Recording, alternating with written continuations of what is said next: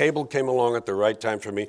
When I went through my changes in the late 60s, I became a record act, and I was able to sell 4 albums went gold. I was able to sell records to reach a mass audience. It was my first real mass audience.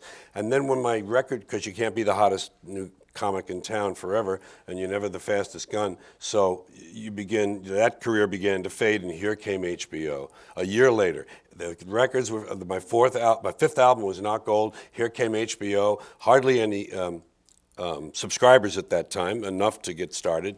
And Michael Fuchs took me under his wing, and I was hot enough that I did 1977, 1978.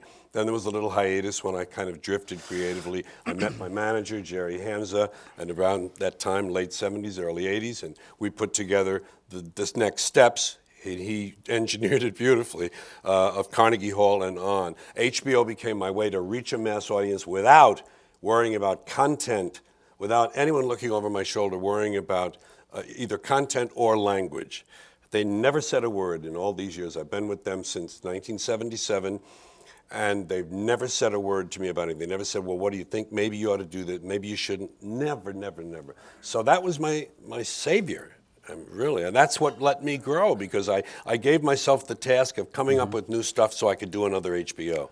And that made me a better writer and a better comic.